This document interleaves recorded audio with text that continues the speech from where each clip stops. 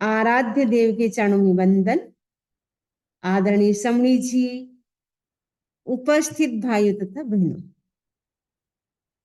आज का हमारा टॉपिक है जैन जीवन शैली। एक युवक जा रहा था, रास्ते में एक मुनिराज मिले, संत मिले।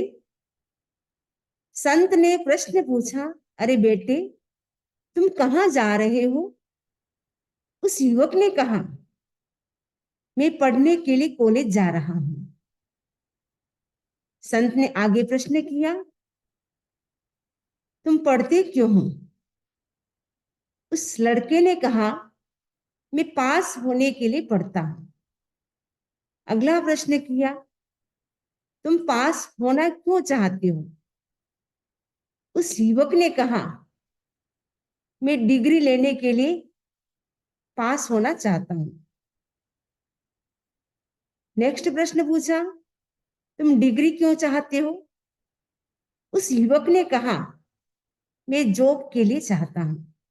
यदि मेरे पास डिग्री होगी तो मुझे बहुत अच्छी जॉब मिलेगी, इसीलिए मैं डिग्री लेना चाहता हूं।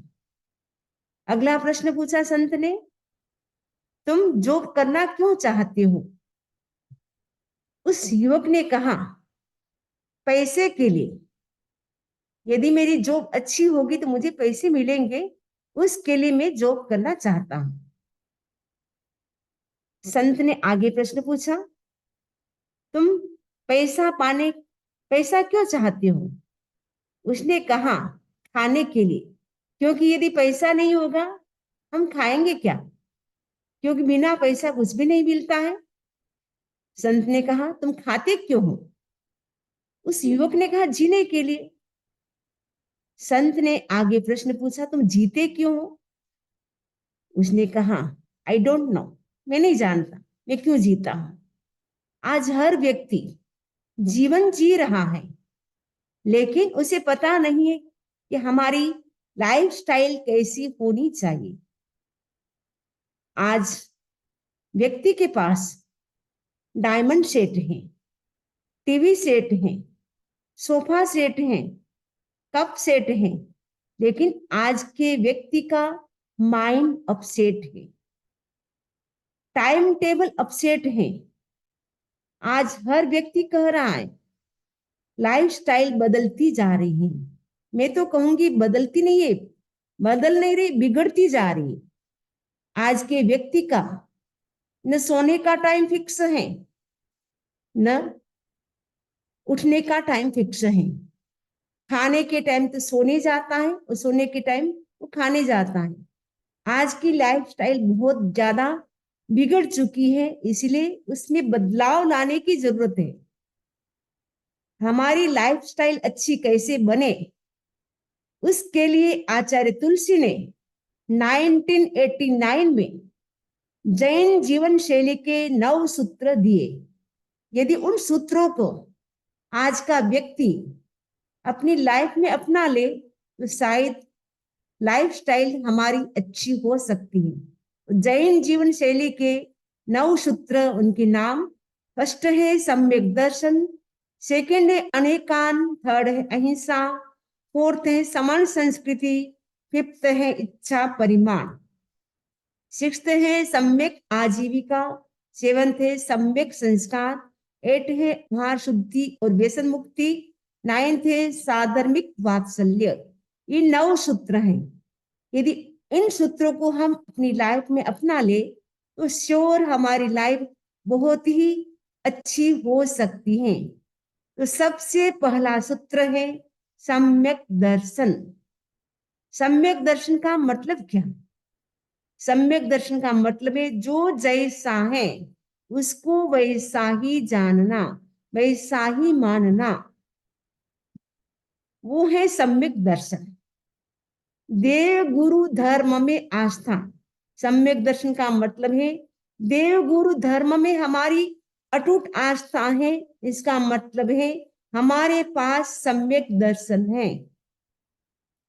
जो जैसा है वैसा मानना, यानी देव को देव मानना, गुरु को गुरु मानना, धर्म को धर्म मानना सम्यक दर्शन है।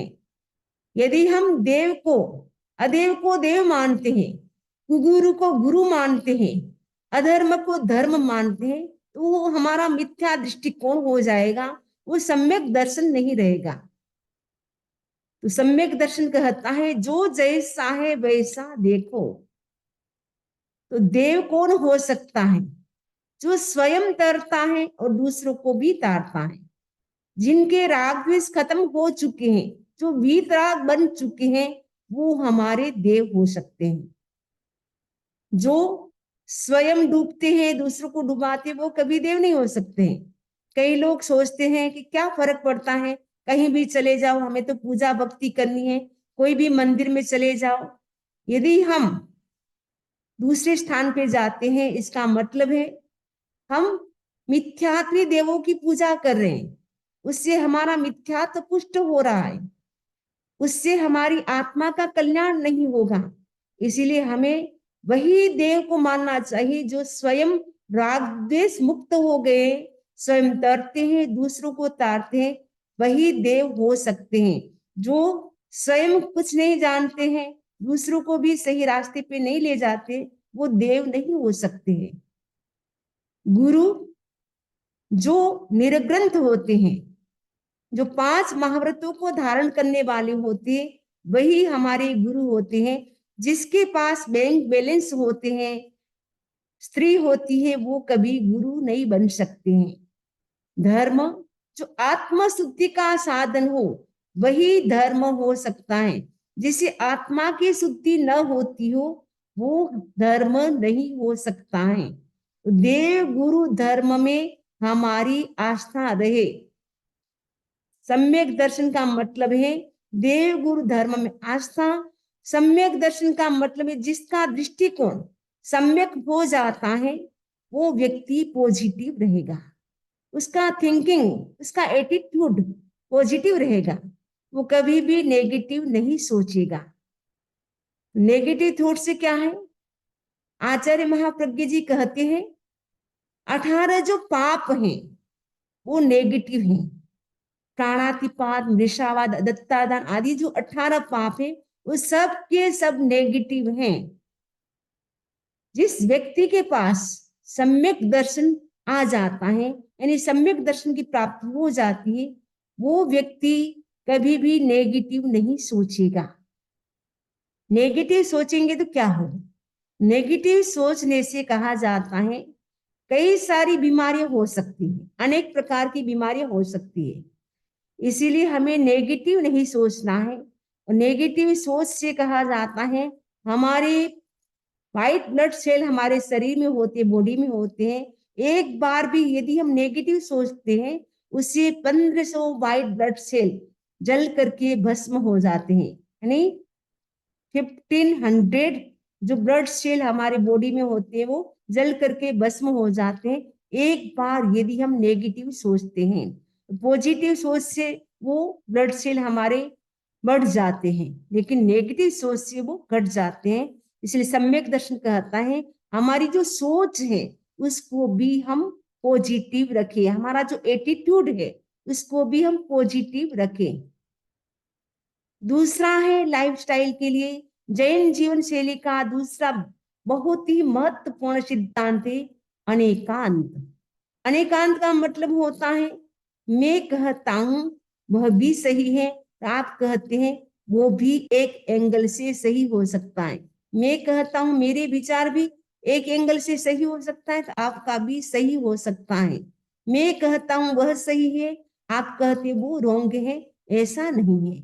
मैं कहता हूं वो भी एक एंगल से सही हो सकता है, आप कहते वो भी एक एंगल से सही हो सकता है।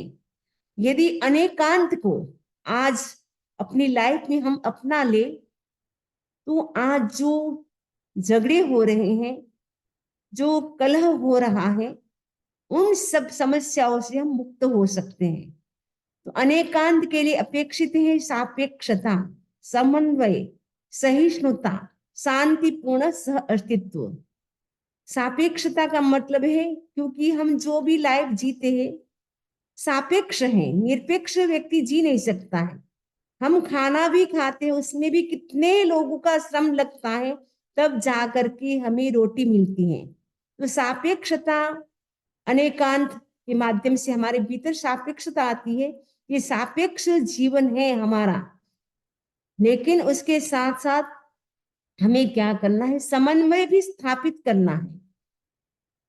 महान दार्शनिक अरस्तु ने कहा था, मनुष्य सामाजिक प्राणी है, इसलिए सबकी रुचि, सबकी विचार, सबका व्यवहार अलग अलग होता है। एक ही घर में कई सारे मेंबर्स होते हैं, लेकिन सबके विचार एक जैसे नहीं होते हैं, सबकी रुचि भी एक जैसी नहीं होती है। एक कहता है मुझे करेले की सब्जी खानी है, दूसरा कहता है मुझे भिंडी की खानी है। ऐसे करते वो झगड़ा हो सकता है। लेकिन अनेकांत क्या कहता है, हमें क्या करना है, समन्वय करना है, कंप्रोमाइज करना है। तो यदि हम कंप्रोमाइज कर लेते हैं, कोई बात नहीं, आज आपकी इच्छा है मुंह बना लेते, कल हमारी इच्छा से बनेगी, उससे क्या होता है, झगड़ा शांत हो जाता है। तो समन्वय को स्थापित करता है अनेकांत, और सहिष्णुता को बढ़ाता है। यदि हम एक दूसरे की बात को समझ लेते हैं, अंडरस्टैंडिंग हमारी अच्छी होती है, तो उससे क्या होता है, सामने वाले व्यक्ति को लगता है ये जो कहता है वो सही है, तो मैं बिना मतलब क्यों उलझता हूँ। कभी मुझे उसकी बात को सहन करना चाहिए, कभी वो मेरी बात को सहन करे। तो हम एक दूसरे को कंप्रोमाइज करके चलते हैं, उससे हमारा जो टॉलरेंस पावर होता है वो भी बढ़ता है। तो अनेकांत का सिद्धांत यदि हम अपना ले, तो सापेक्षता, समन्वय, सहिष्णुता होगा, तो निश्चित रूप से हमारा जो सोसाइटी का वातावरण है, फैमिली का जो एनवायरनमेंट है, वो भी एकदम पीसफुल होगा। जहाँ पीसफुल होता है एनवायरनमेंट, वहां जीने में भी आनंद आता है। अनेकांत के सिद्धांत को हम अपना ले, जिससे जो भी झगड़े, समस्याएं जो भी होती है, वो अनेकांत के सिद्धांत से हम उसका सॉल्यूशन कर सकते हैं। ये अनेकांत का सिद्धांत भगवान महावीर स्वामी ने आज से लगभग 2600 साल पहले दिया था। उस समय दिया था, लेकिन आज भी उतना ही प्रासंगिक है, उतना ही यूजफुल है। आज भी कोई भी इस सिद्धांत को अपनाता है, अनेकांत को, तो निश्चित रूप से कई प्रकार की समस्याओं से वो मुक्त हो सकता है। जैन जीवन शैली का तीसरा महत्वपूर्ण सिद्धांत है अहिंसा। अहिंसा का मतलब होता है हिंसा नहीं करना। लेकिन एक गृहस्थ पूर्ण रूप से वो अहिंसा का पालन नहीं कर सकता है। उस स्थिति में प्रश्न होता है कि गृहस्थ कहेगा मैं करूं क्या, क्योंकि मैं पूर्ण रूप से महाव्रती नहीं हूं, साधु नहीं हूं, तो मैं बिना हिंसा के कैसे मैं अपनी लाइफ को बिताऊंगा, कैसे मैं अपनी लाइफ को चलाऊंगा, उसके लिए मुझे क्या करना है। तो जैनाचार्यों का कहना है, आप पूर्ण रूप से अहिंसा का पालन नहीं कर सकते, लेकिन आप एटलीस्ट कम से कम हिंसा करे, अननेसेसरी हिंसा न करे, आवश्यक हिंसा करे, अनावश्यक हिंसा न करे। अनावश्यक हिंसा नहीं करने से हमारे भीतर संवेदनशीलता का विकास होता है, यानी करुणा का विकास होता है। जिसमें करुणा का विकास होता है वही अहिंसा का पालन कर सकता है। दया का भाव, करुणा का भाव उस जिसमें होता है, वही व्यक्ति अहिंसा का जीवन जी सकता है। और करुणा का भाव, दया के भाव से तो मनुष्य गति के आयुष्य का भी बंद होता है। तो कैसे होता है, आपने शायद सुना होगा, जो मेघ कुमार थे, वो पास्ट लाइफ में क्या थे, एलिफेंट थे, हाथी थे। एक बार दावानल लगता है बहुत बड़ा, तो सारे लोग क्या करते हैं, एक मडवानल मतलब एक जो जगह बनाते हैं, खाड़ा खोदते हैं, उसमें सेफ रहने के लिए बहुत सारे पशु पक्षी भी आते हैं। उस मांडले में, उसको मांडला बोलते हैं, उस मांडला एक बहुत बड़ा बनाया, तो सेफ्टी के लिए काफी सारे पशु पक्षी आते हैं। तो हाथी भी उस मांडले के अंदर था। हाथी को अचानक खुजली होती है, इचिंग आने लगी, उसने एक पैर को ऊंचा किया, तो थोड़ी सी जगह हो गई, स्पेस हो गया, एक खरगोश से उस पैर के नीचे वहां आ जाता है। हाथी ने देखा, अरे अगर मैं पैर रखूंगा तो इस खरगोश की मृत्यु हो जाएगी। उसके भीतर हाथी था, फिर भी इतनी दया, इतनी करुणा का भाव, इतनी संवेदनशीलता, उसने पैर को ऊंचा रखा, नीचे नहीं रखा। 3 दिन तक यह दावानल चलता है। 3 दिन के बाद दावानल जब शांत होता है, सभी पशु पक्षी अपने अपने स्थान पे चले जाते हैं। हाथी ने सोचा अब खरगोश भी चला गया है, रेबिट था वो चला गया है, अब मुझे अपने पैर को नीचे करना चाहिए। जैसे वो पैर को नीचे करने की कोशिश करता है, 3 दिन तक ऐसे कैसे ऊंचा रहा, जिसके कारण एकदम अकड़ जाता है और जैसे नीचे करने जाता है, धड़ाम से नीचे गिरता है। शुभ भाव थे, दया के भाव थे। तो मृत्यु के पश्चात वो हाथी कहाँ जाता है? श्रेणिक राजा के घर राजकुमार के रूप में उत्पन्न होते हैं और उसके बाद वो बड़े होने के बाद दीक्षा लेते हैं। दीक्षा लेने के बाद अच्छी तरह से महाव्रतों का पालन करते हैं। मृत्यु के पश्चात वो विजय विमान में जाते हैं। अनुत्तर विमान का एक नाम है विजय विमान, वह उत्पन्न होते हैं और वहां से वो महाविद्य क्षेत्र से सिद्ध बुद्ध मुक्त होंगे। कहने का मतलब है एक करुणा का भाव, एक दया का भाव हाथी के भीतर भी आ गया, वो भी एक भव अवतारी बन गया। तो क्या हम अपने भीतर अहिंसा का भाव अपना नहीं सकते हैं? तो गृहस्थ है, पूर्ण अहिंसा का पालन नहीं कर सकता है, लेकिन अनावश्यक हिंसा से बचने का प्रयास करें। अनावश्यक हिंसा से बचेंगे तो क्या लाभ होगा? पर्यावरण वर्तमान समय में हम देखते हैं, जो पर्यावरण है वो क्या है, बहुत ज्यादा प्रदूषित हो रहा है। एनवायरमेंट है, पोल्यूशन बढ़ता जा रहा है। तो यदि व्यक्ति अहिंसा को अपना लेता है, ये जो वर्तमान समय में जो पोल्यूशन बढ़ता जा रहा है उसको भी रोक सकते हैं। वो जो समस्या है वो भी कम हो सकती है। तो अहिंसा का पालन करने से पर्यावरण का प्रदूषण भी जो है उसको भी हम रोक सकते हैं।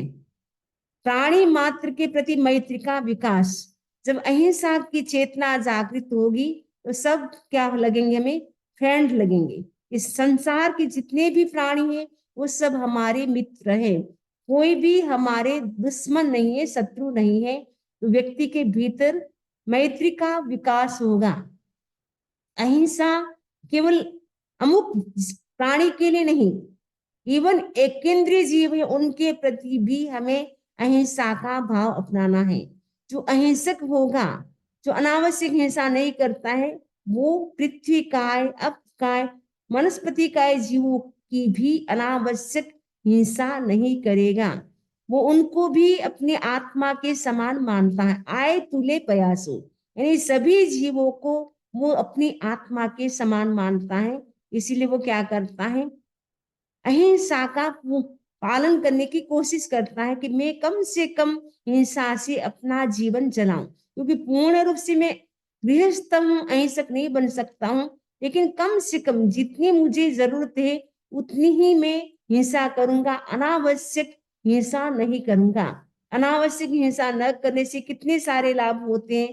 पर्यावरण का जो प्रदूषण फैल रहा है वो भी दूर हो सकता है और सबके साथ हमारा मैत्री का विकास हो सकता है। तो यदि हम इस सूत्र को हम अपनी लाइफ में अपना ले, अहिंसा के सूत्र को, तो हम अपनी लाइफ स्टाइल को बहुत अच्छा बना सकते हैं। तो नेक्स्ट है हमारा सूत्र समण संस्कृति। ये जो समण शब्द है वो प्राकृत का रूप है, प्राकृत से बना है। और संस्कृत के इसकी 3 मीनिंग होते हैं, सम, सम और श्रम।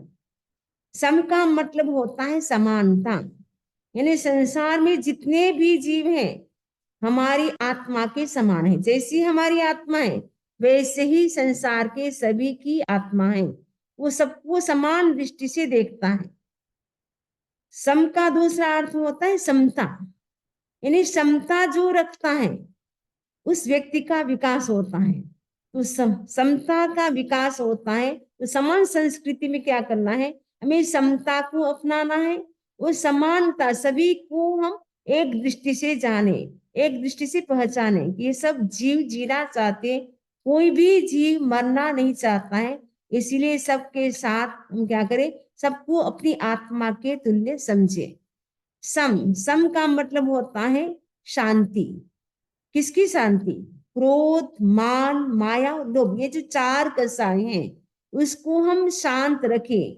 जितना हमारा कसाय शांत होता है उतनी हमारी लाइफ अच्छी होती है। जितना कसाय हमारा तेज होता है, एक्सट्रीम लेवल पे कसाय होता है, उस व्यक्ति की लाइफ अच्छी नहीं होती है।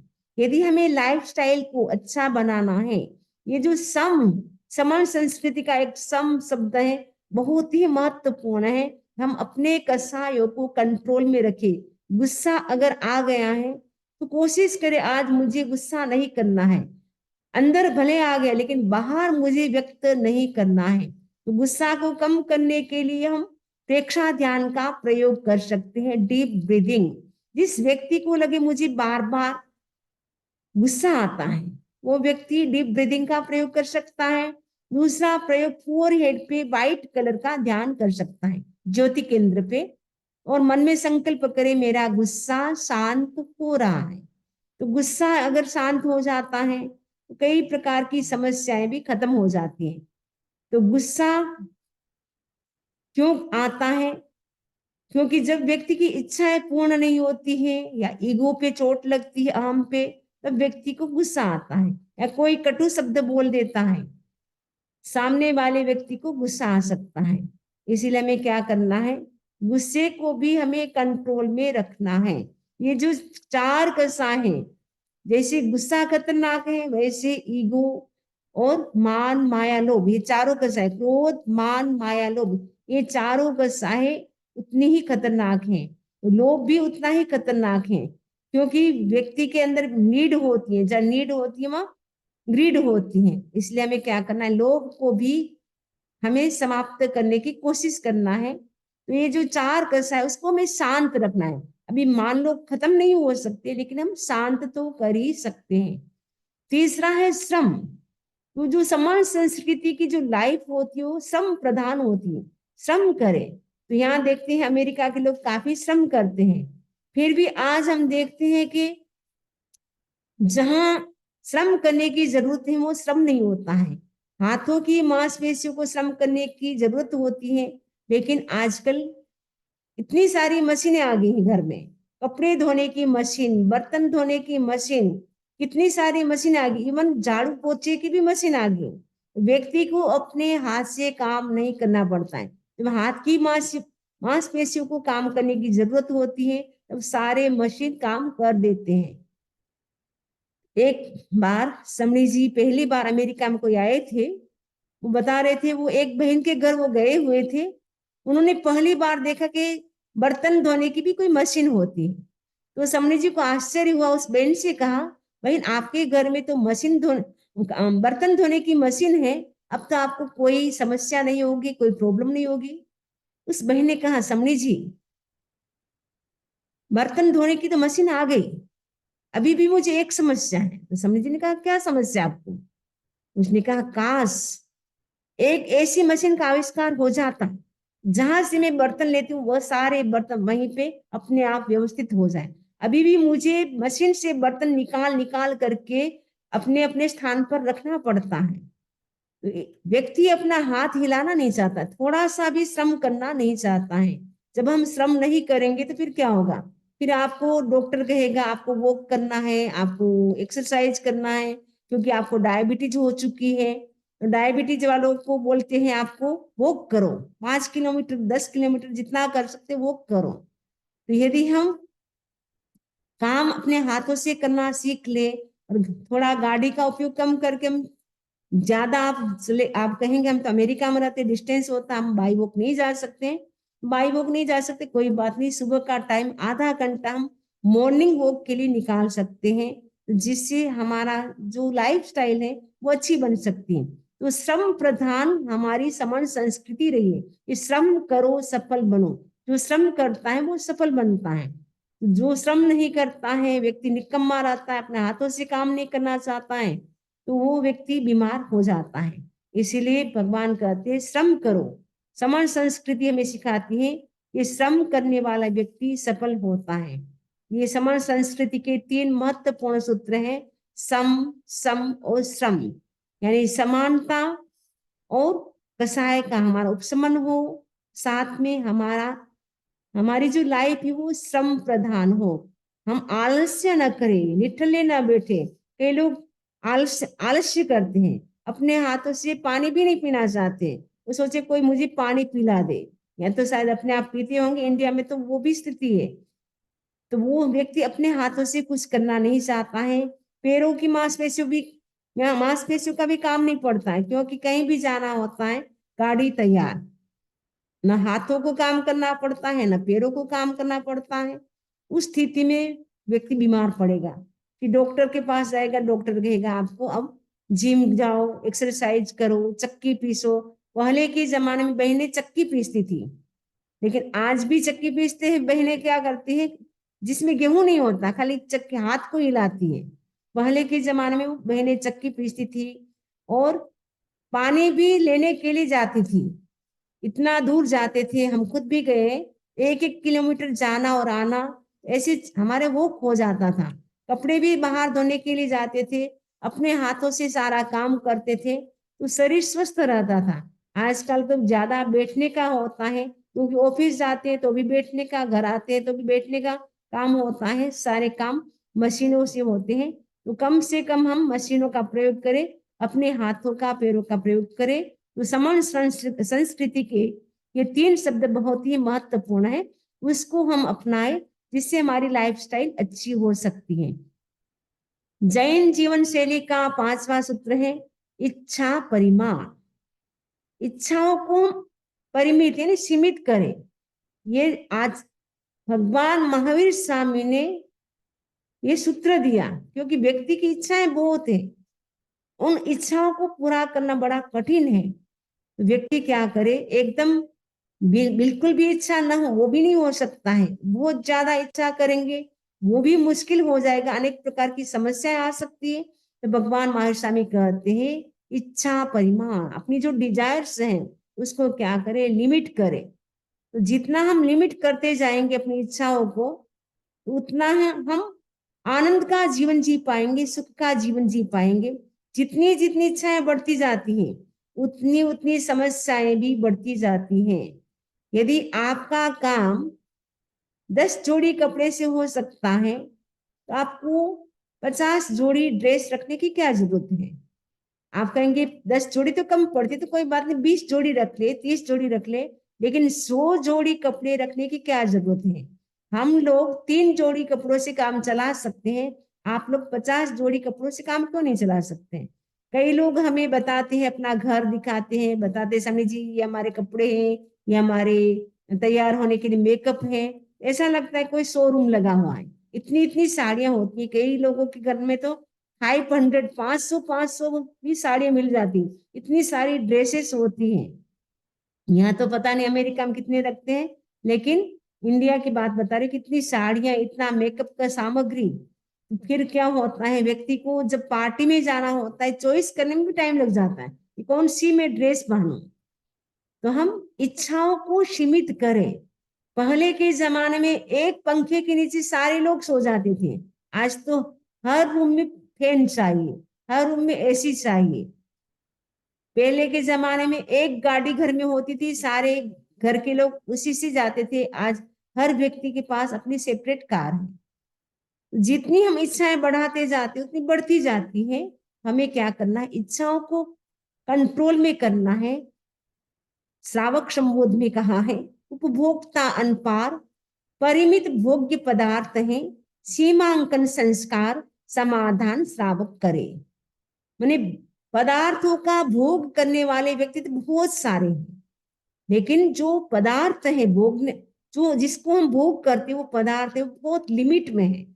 इसलिए हमें क्या करना है, सीमांकन संस्कार, समाधान श्रावक करे। श्रावक का काम क्या है, उसको लिमिट करे। सीमांकन का मतलब उसको लिमिट करे, जो हमारी इच्छाएं हैं उसको लिमिट करे, ताकि सबको सब चीज मिल सके।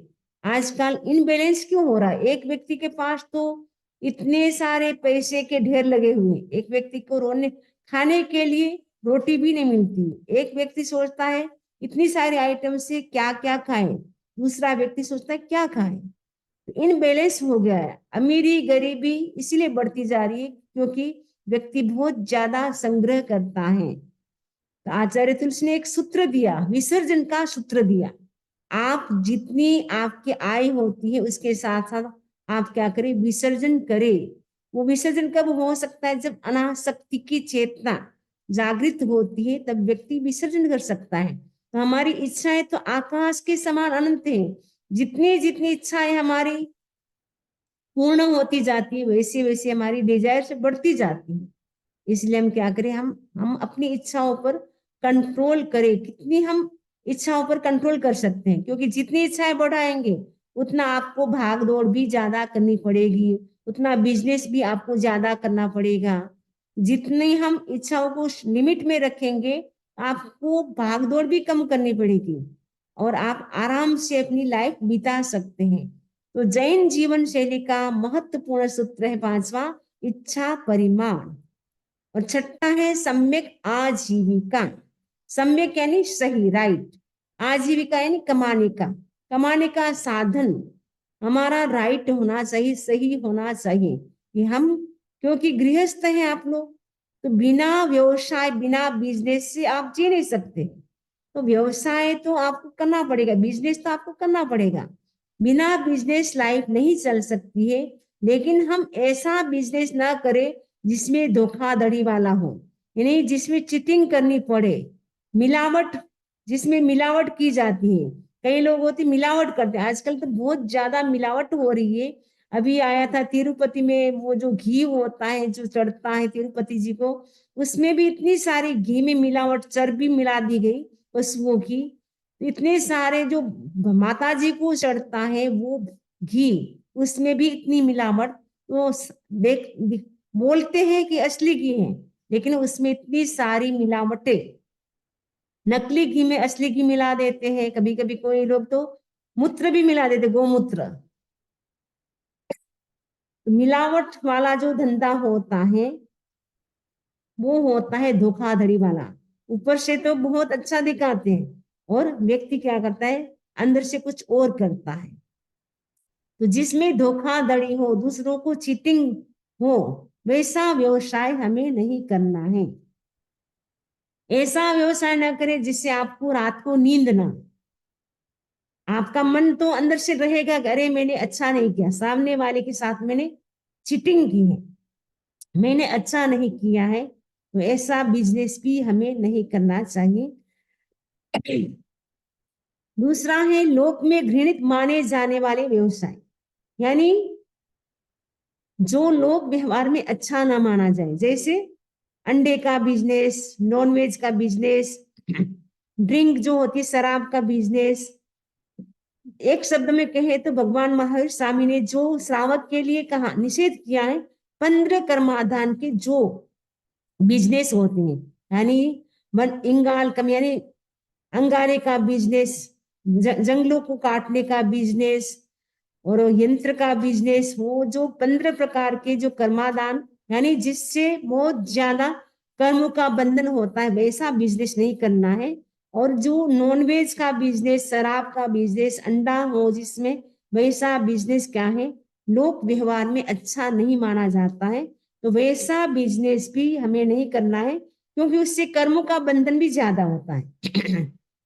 पहले तो सट्टे का बिजनेस भी अच्छा नहीं माना जाता था, कि सट्टा एक प्रकार का जुगार होता है, जुआ होता है, तो वो भी बिजनेस एक प्रकार का अच्छा नहीं माना जाता है। लेकिन आज का व्यक्ति क्या है, श्रम कम करना चाहता है। सोचे कि थोड़े से टाइम में बिना श्रम की हम रातों रात कैसे करोड़पति हो सकते हैं। तो व्यक्ति ऐसा सोच करके वो क्या करता है, अपने हाथों से श्रम नहीं करता है, बस डायरेक्ट सट्टा किया, घर में तो कोई चीज नहीं आई, डायरेक्ट चांदी लिया, डायरेक्ट बेच दिया। तो उसमें व्यक्ति सोचता है कि कम समय में बहुत ज्यादा हम कमा लेते हैं।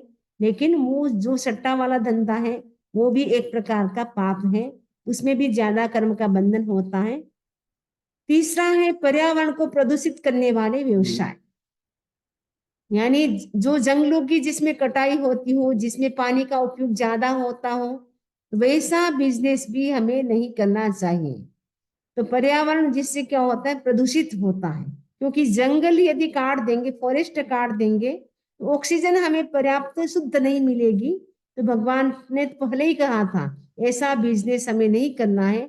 वर्तमान समय में अब जो पर्यावरण प्रदूषित हो रहा है, इसीलिए कहा जा रहा है कि जंगलों की कटाई मत करो, अनावश्यक पानी का उपयोग मत करो। क्योंकि पहले के जमाने में हमको याद, हम 2 घड़े पानी लाते थे, पूरा दिन हमारा चल जाता था। आज शायद आपके पास 10 घड़े भी पानी लाए तो आपको कम पड़ जाएगा, क्योंकि बहुत ज्यादा पानी का यूज कर रहे हैं। तो बहुत ज्यादा पानी का यूज करेंगे, उससे भी पर्यावरण प्रदूषित होगा। और ज्यादा पानी का यूज करने से कहा जाता है आने वाली जनरेशन है उनको पीने का पानी नहीं मिलेगा। आज भी हम देखते हैं पीने का पानी पैसे से लाना पड़ता है। तो हम पानी का भी अनावश्यक उपयोग न करें। आप स्नान करते हैं तो स्नान यदि आप करते हैं तो आप शावर लेते तो कितना पानी चला जाता है। उसके स्थान पर क्या आप बकेट का प्रयोग नहीं कर सकते? बकेट में पानी लिया तो लिमिट भी हो जाएगी, पानी की जीवों की जो हिंसा होती उससे भी बच जाएंगे, और पर्यावरण प्रदूषित भी नहीं होगा, और आने वाली पीढ़ी को भी पीने के लिए पानी मिलेगा। अदरवाइज वो हमें गालियां देगी कि हमारी कैसे थे बड़े पूर्वज जो इतने पानी का उपयोग किया, यूज किया, आज हमें पीने के लिए पानी भी नहीं मिल रहा है। तो हम क्या करें? पर्यावरण को सुरक्षित रखने के लिए जंगलों की कटाई हो वैसा बिजनेस ना करें, जिसमें पानी का ज्यादा यूज होता हो वैसा बिजनेस भी ना करें। तो हमारा जो बिजनेस का तरीका है वो हमारा सही होना चाहिए, और जिसमें कम हिंसा हो और हमारे आवश्यकता की भी अच्छी तरह से पूर्णता हो जाए, वैसा हमें क्या करना है? बिजनेस करना है। तो सम्यक आजीविका यानी हमारा जो बिजनेस का जो तरीका है वो राइट होना चाहिए, रोंग नहीं होना चाहिए, जिसमें धोखाधड़ी हो, चीटिंग हो, जो लोक में अच्छा नहीं माना जाता है बिजनेस, वैसा बिजनेस भी नहीं करना है। और जिससे पर्यावरण प्रदूषित होता हो वैसा बिजनेस भी हमें नहीं करना है। 7वां है सम्यक संस्कार। सम्यक संस्कार, आज हम देखते हैं कि संस्कार हमारे धीरे धीरे कम होते जा रहे हैं। पहले के जमाने में जब आपस में मिलते थे, श्रावक श्रावक भी, श्राविका कोई भी मिलते थे आपस में, तो वो क्या बोलते थे? जय जिनेन्द्र। आजकल क्या बोलते? कोई आते तो हाय, जाते तो बाय। आते समय तो हाय बोलते हैं और जाते समय बाय बोलते हैं। तो ये हमारा संस्कार नहीं है, सम्यक संस्कार नहीं है। तो हमें सम्यक संस्कार को अपनाने के लिए क्या करना है? जय जिनेन्द्र, कोई भी मिले उस समय हम जय जिनेन्द्र बोले। जय जिनेन्द्र बोलने से कहा जाता है जितने भी जिनेन्द्र हैं उन सबको हमारा बंधन हो जाता है, नमस्कार हो जाता है। तो कितना बड़ा लाभ हो जाता है। जय जिनेन्द्र आप बोलेंगे तो आपके बच्चे भी सीखेंगे। तो बच्चों को भी बोलना चाहिए, जब स्कूल से घर जाओ, घर से स्कूल जाओ या स्कूल से घर आओ, आते ही घर में प्रवेश करते, इंटर करते जय जिनेन्द्र का प्रयोग करें। कभी ऐसे नहीं मम्मा हाय बाय ऐसा प्रयोग न करें। तो वो सिखाएंगे अपनी संस्कृति को तो वो सीख सकते बच्चे तो। और पहले के जमाने में कहा जाता है घर में खाना खाते थे, और वर्तमान समय में बाहर खाना खाते हैं। पहले के जमाने में घर में खाना खाते थे, बाहर जाते थे, और आज बाहर खाना खाते अंदर जाते हैं। आप समझ गए होंगे मेरी बात। अंदर जाते यानी अपनी जो पेट की क्लीनिंग है वो तो घर में करते हैं, और खाना खाने के लिए बाहर जाते हैं। पहले के लोग घर में खाना खाते थे और बाहर वो टॉयलेट के लिए जाते थे। तो आज पूरी संस्कृति बदल चुकी है। पहले के जमाने में, आज भी हम 40 साल 30 साल पहले भी हम देखते थे घर के आगे लाभ और शुभ शुभ लाभ लिखा हुआ आता था। आजकल क्या लिखा होता है? डोगी से सावधान, डोगी से सावधान। और पहले के जमाने में घर में कुत्ते ना आ जाए उसके लिए आदमी को रखा जाता था। आज घर में कुत्ते रखे रखे इसीलिए जाते हैं कि घर में कोई आदमी घुस न जाए। तो कितनी हमारी संस्कृति बदल चुकी है। तो हमें हमारे कितने संस्कार बदल चुके हैं। वो जो हमारे जो संस्कार हैं वो क्या सम्यक हो सकते हैं, उसके लिए हमें प्रयास करना है। दूसरा है जैन संस्कृति सूचक चित्र। आपके घर में भगवान का फोटो जरूर होना चाहिए, भगवान महावीर स्वामी का फोटो होना चाहिए, अपने गुरु का फोटो होना चाहिए, नवकार मंत्र का भी आपको चित्र रखना चाहिए, ताकि कोई भी आने वाला व्यक्ति ये जान सके कि ये जैन का घर है। नहीं तो बताना पड़ता है कि हम जैन हैं, वो सामने वाले को भी पता नहीं चलता कि आप क्या हैं। तो जैन की पहचान कैसे बन सकती है, उसके लिए अपने घर में फोटो रखे भगवान महावीर स्वामी का, अपने गुरु का और नवकार मंत्र का। जब बर्थडे आता है उस समय भी हम बर्थडे जो मनाते हैं तो कई लोग क्या करते हैं, केक काटते हैं। हमारी संस्कृति काटने की नहीं, जोड़ने की है। दिए पहले जलाते हैं, फिर उसको फूंक मार करके बुझा देते हैं। हमारी संस्कृति प्रकाश की है, बुझाने की नहीं है। तो बर्थडे भी हम जैन विधि से मना सकते हैं, और कभी शादी होती है तो शादी को भी जैन विधि से कर सकते हैं। कई लोग बताते हैं हमने शादी की, बड़े धामधूम से की, इतना खर्चा किया, इतने हम बाहर जा करके करते हैं शादी, तो कितना एक्सपेंसिव हो जाता है, कितना खर्चा होता है, अनावश्यक कितना खर्चा होता है। उससे तो अच्छा है कि आप जैन विधि से शादी करें, और जो आपको लगे कि हमें कुछ देना है तो आप दूसरों को दे सकते हैं, जो गरीब हैं उनको दे सकते हैं डोनेशन में, या संस्था में डोनेशन दे सकते हैं। लेकिन अनावश्यक फिजूल खर्चा ना करें, क्योंकि एक एक शादी में कितनी कितनी आइटम बनाते हैं, कितनी फूलों से साज सजावट करते हैं, उससे कितनी कितनी अनावश्यक हिंसा होती है। उन हिंसा से भी हम बच सकते हैं। तो हमारी जो संस्कृति है उसको हम सुरक्षित रखें। एक टाइम था जो जैन कौन होता है जो रात्रि भोजन नहीं करता है, आज तो वो कितने जैन रहे होंगे जो रात्रि भोजन ना करते हो। तो हम अपना जो पहचान थी उस पहचान को हम बनाए रखें, लेकिन रात्रि भोजन करते हैं तो उसके साथ साथ लिमिट करें कि हम 10 बजे के बाद रात्रि भोजन नहीं करेंगे, क्योंकि आज की लाइफस्टाइल पूरी बदल चुकी है। लेट तक ऑफिस से आते हैं तो रोज तो बिना खाए नहीं रह सकते, तो कम से कम वो नियम बना ले कि हम 10 बजे के बाद खाना नहीं खाएंगे, वो नियम बना सकते हैं। तो हमारी जो संस्कृति है उसको हम सुरक्षित रखें। जो दीपावली होते हैं उनको भी हम जैन विधि से मना सकते हैं, शादी को भी जैन विधि से कर सकते हैं, और नामकरण होता है, बच्चे जैसे जन्म लेते हैं उसका नाम दिया जाता है, उसको भी जैन विधि से कर सकते हैं। बर्थडे भी हम जैन विधि से मना सकते हैं। तो हम जैन विधि से मनाएंगे तो बच्चों को भी पता चलेगा कि हमारी संस्कृति यह है। ये तो उन्होंने तो, ये अमेरिका में आप लोग रहते हैं, उन्होंने कभी देखा नहीं कि जैन विधि क्या होती है। उस दिन अगर आपके यहाँ से समणी जी हैं तो आप समणी जी के पास आए, मंगल पाठ सुने, एक संकल्प करें कि एक साल हमारा बर्थडे जब तक नेक्स्ट आएगा तब तक हम प्रतिदिन एक सामायिक करेंगे, या नवकार मंत्र करेंगे, या मेडिटेशन करेंगे 10 मिनट, कोई भी एक संकल्प करके अपने बर्थडे को मना सकते हैं। तो जैन विधि से हम मनाने की कोशिश करें, जिससे हम अनावश्यक हिंसा से बच सकते हैं। अनावश्यक हिंसा से बचेंगे तो पाप का बंधन भी कम होगा, और पोल्यूशन भी इतना बढ़ेगा नहीं। ये हमारा सम्यक संस्कार है, जय जिनेन्द्र कहना। और घर में भी हमारी जो साज सजावट, जो भी आप घर को डेकोरेट करते हैं, उसमें भी हमारा पता चले कि हाँ ये जैन का घर है। वो डेकोरेट भी कैसे करें उसके लिए भी आपको जानना है कि हमारे घर में नवकार मंत्र, भगवान का फोटो और गुरु का फोटो अवश्य होना चाहिए। एक हो सके उपासना कक्ष भी बना सकते हैं, वहां जाकर के आप बैठ करके जब भी आपको टाइम मिले आप घर में जाकर के उपासना कक्ष में चले जाए। वहां नवकार मंत्र, मेडिटेशन, जो भी आपको करना है, स्वाध्याय करना है, जो भी आपको करना है वो कर सकते हैं। तो उपासना कक्ष भी आप बना सकते हैं। तो सम्यक संस्कार हमारा सुरक्षित रहे, उसके लिए हम कुछ न कुछ हम ऐसा करें जिससे लगे, बच्चों को भी लगे, क्योंकि बच्चे तो क्या होते हैं, जैसा देखते वैसे सीख लेते हैं। तो बच्चों को यदि आपको संस्कारी बनाना है, आपको खुद को संस्कारी बनना पड़ेगा, क्योंकि जैसा हमारा संस्कार होता है वैसा ही हमारा व्यवहार हो जाता है। नेक्स्ट है आहार शुद्धि और व्यसन मुक्ति। जैन जीवन शैली का महत्वपूर्ण सूत्र है आहार शुद्धि और व्यसन मुक्ति।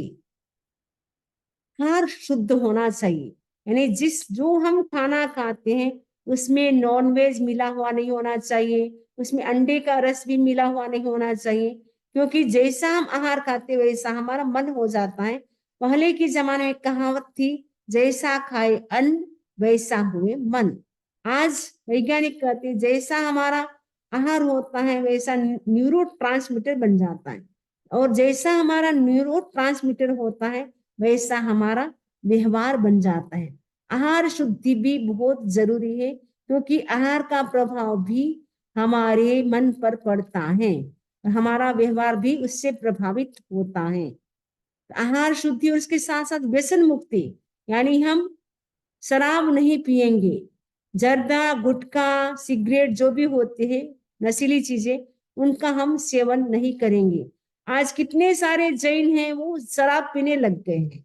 कई लोग तो अंडे का रस को, वो अंडे को नॉनवेज नहीं मानते, वो तो नॉनवेज नहीं है, तो वो भी नॉनवेज ही होता है। और जो जैन होता है वो शराब नहीं पिएगा। एक पहचान थी, जैन कौन होता है? जिसका आहार शुद्ध होता है, जो व्यसन मुक्त होता है, वो जैन होता है।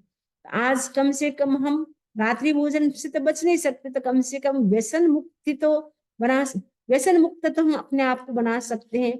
आहार को हम शुद्ध रख सकते हैं, उसकी हम कोशिश कर सकते हैं।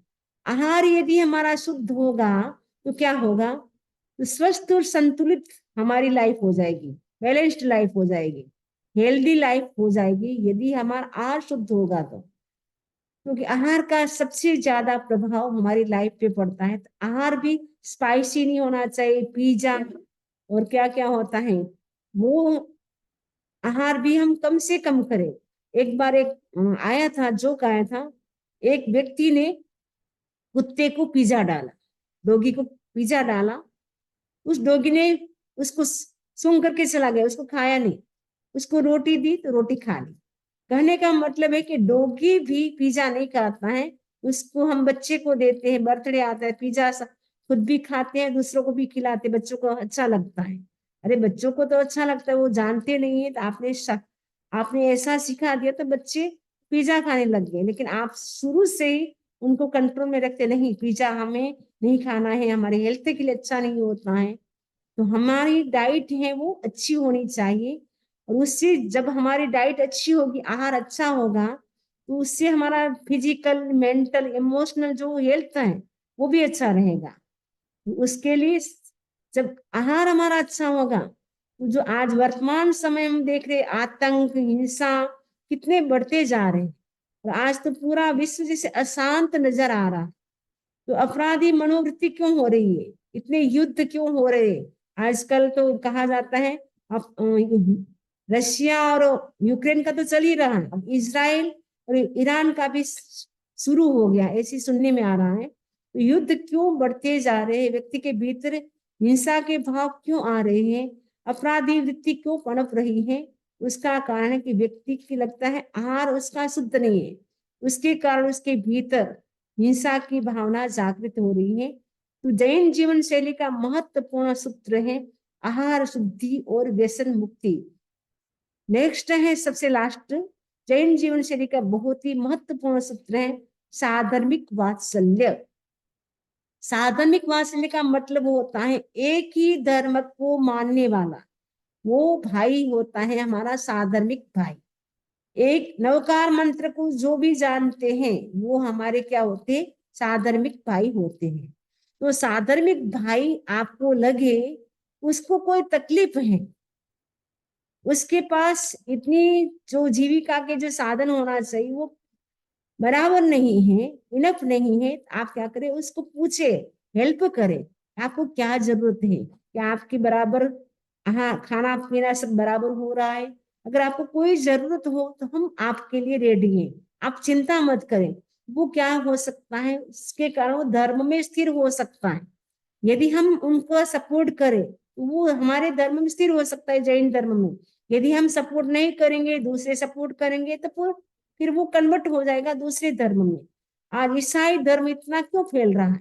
क्योंकि ईसाई लोग क्या करते हैं, जितना कमाते हैं उसका 10% तो वो चैरिटी कर देते हैं, और जो भी करोड़ों करोड़ों बोलते हैं कि करोड़ों करोड़ों डॉलर वो दे देते हैं डोनेशन में, जिसके कारण वो इसके लिए देते हैं कि हमारा ईसाई धर्म है, सभी लोग अच्छी तरह से पालन करें।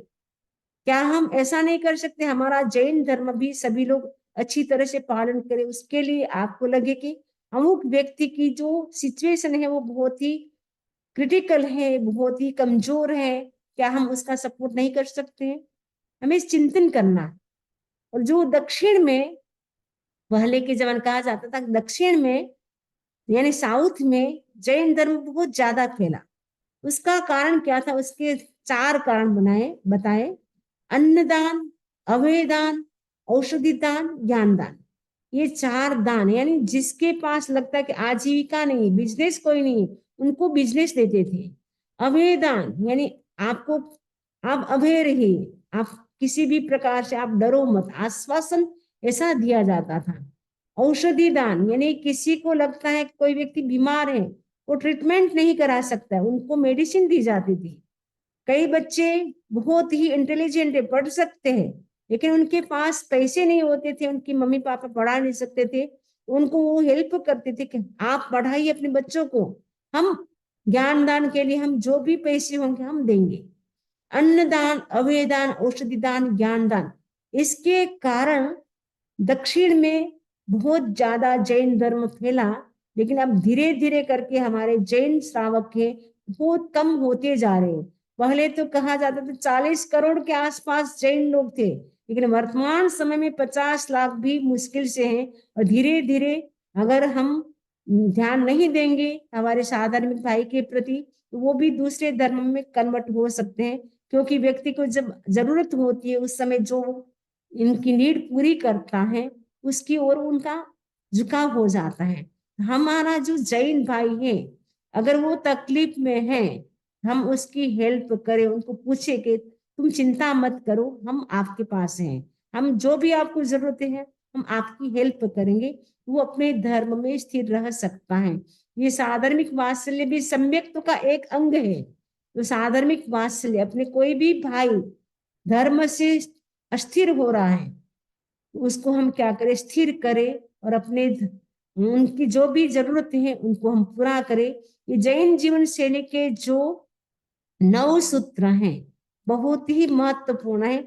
उन सूत्रों को यदि हम अपनी लाइफ में अपना ले तो हमारी लाइफ हैप्पी भी हो सकती है, हेल्दी भी हो सकती है। तो हैप्पी और हेल्दी लाइफ के लिए हम अपने जीवन में ये जो आचार्य तुलसी ने 9 सूत्र दिए हैं, उन सूत्रों को हम अपनाएं, जिससे हमारी लाइफस्टाइल है अच्छी बन सकती है, हेल्दी और हैप्पी। इसी आशा के साथ ओम अरहम, ओम अरहम। इससे संबंधित किसी को कोई प्रश्न हो तो पूछ सकते हैं। पहले मंगल पाठ सुना देती हूँ। चत्तारी मंगलम अरहंता मंगलम सिद्धा मंगलम साहु मंगलम केवली पनतो धम्मो मंगलम। चत्तारी लोकत्मा अरहंता लोकत्मा सिद्धा लोकत्मा साहु लोकत्मा केवली पनतो धम्मो लोकत्मा। चत्तारी शरणं प्रवज्जामि अरहंते शरणं प्रवज्जामि सिद्धे शरणं प्रवज्जामि साहु शरणं प्रवज्जामि केवली पनतं धम्मं शरणं प्रवज्जामि। विघ्नहरण मंगल करण स्वाम भिक्षुनो नाम गुण ओलख सुमिरन किया सरे अचिंत्या काम, सरे अचिंत्या काम। भगवान के विरुद्ध मैंने कुछ भी बोला हो तो तस्य मिच्छामि दुक्कडम।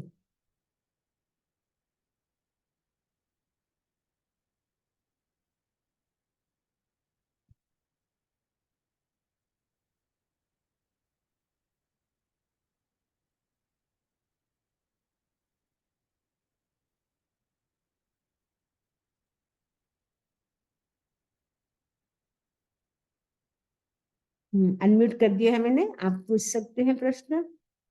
स्वामी सुख